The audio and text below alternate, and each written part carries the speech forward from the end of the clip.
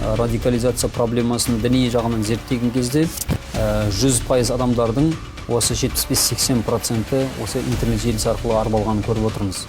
Абдуллах Кастецкий деген сол күні тыңдадым ол күні негізі. Именно үкіметке қарсы шығу жағынан айтты. Шариғатты возвеличивать именно Аллахқа надо, воевать надо деген. Деструктивтік діни ағымдардың ұстанушылары жалпы қылмыстарды жасағанда өздерінің әрекеттерін жаңа діни көзқарастарымен ақтауға тырысады.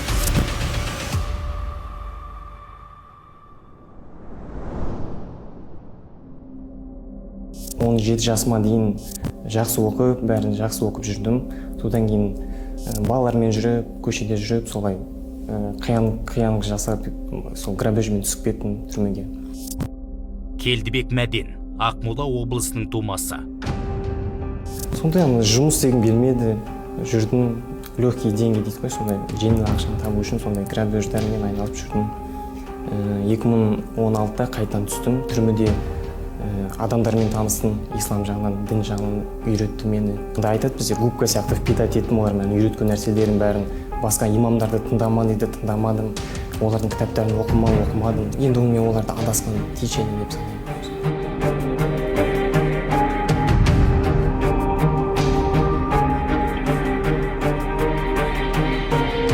Администрация ол дұрыс емес, кәпірлер, олардың үкімет дұрыс емес, оны біз халифат жасау керек, біз Сирияға бару керек, бізден сондай ашық айтып жүрдім.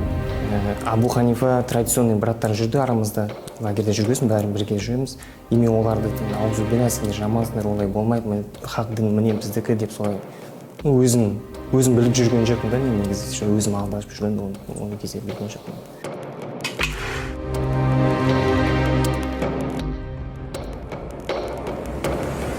Браттар, именно мен сияқты кәдімгі сотталғандар, білімдері жоқ, образованиялары жоқтар. Оларды канонда джихадқа кету болды. Олар сонымен жанат сонда деп ойлайды, тек қана өлтіріп, өлу деген соны ойлайды. Бірақ олар ойламайды да, мысалы, бір адамды өлтіріп, бүкіл человечествоны өлтірген сияқты деп келеді Құранда.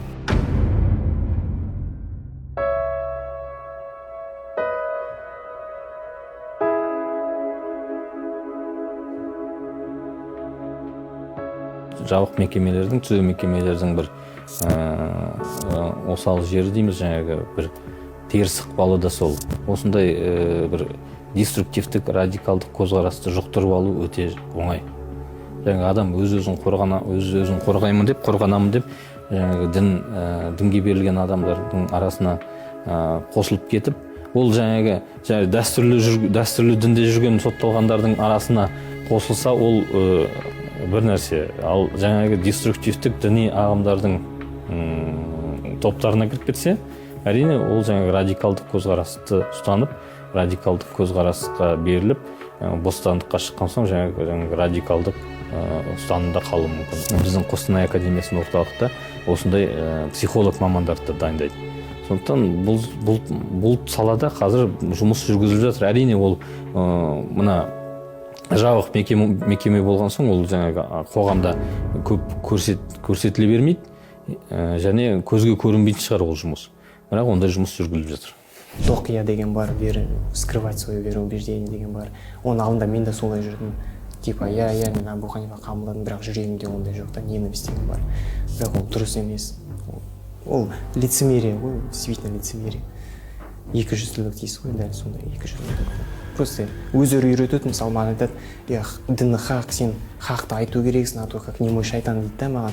Бірақ бір жағынан айтады, тоқия болу керек, сен тығылу керексің, өзің беріп, ол өзіне қарама-қайшы келеді ол браттар. Абдуллах Кастецкий деген сол күні тыңдадым ол күні негізі. Әке-шешені мысалы, әке-шешені жайлы айтады, олар негізі намаз оқымаса, олар кәпір, бірақ сендер шақыру керексіңдер, бірақ олар келмесе сендер оларды қалдыру керексіңдер дейді да, олар астан. Мен ол кезде Аллах кешірсін, ол кезде түсінбей жүрдім да негізі.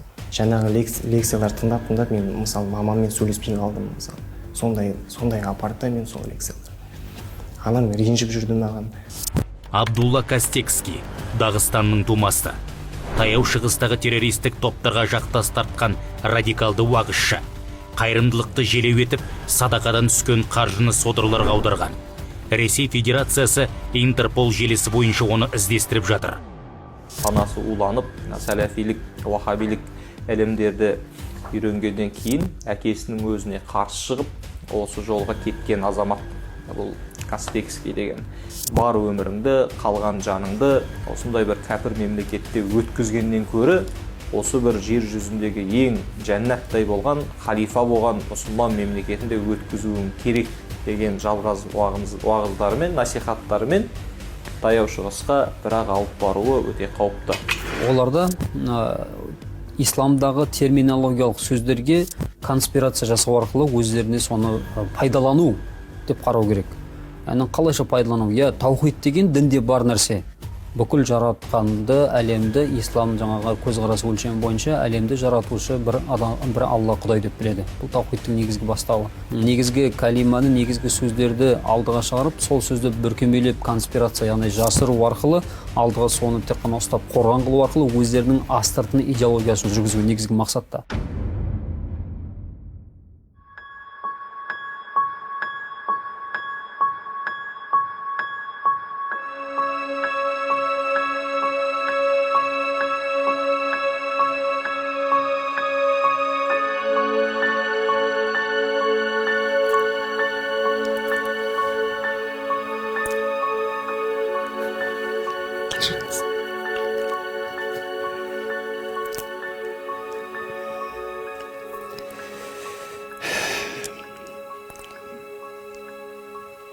Просто адасқаным, действительно адасып кеттім мен. Мамама сұрайын постоянно, мам, что там, может, что-нибудь привозили там во время Рамадана, может, что-то. Да, вот имамы приезжали местные, дейді да, и мен ойлаймын да, субханаллах, мен оларға қарсы жүрдім да, субханаллах деп. А именно браттар, сол, брат, мы освободимся, будем помогать, деп, осы жақтан да кетеді да, мы знаем твое положение там. Бәрі на словах қой олардың діндері негізі. Имамдардың көмегімен осылай ақырын хақты таптым, бірақ өкініп жатырмын бәрібір мен бір ғой. Анашыма көп зиян алып келдім, сөйлеспей қойдым.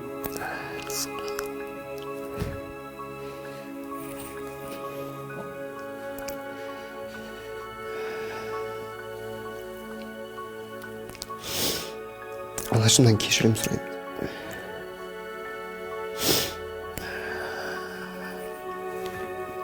Екі інім бар еще. Екі інім бар. Солар өзімен үлгі алсын деп қалайым да негізі.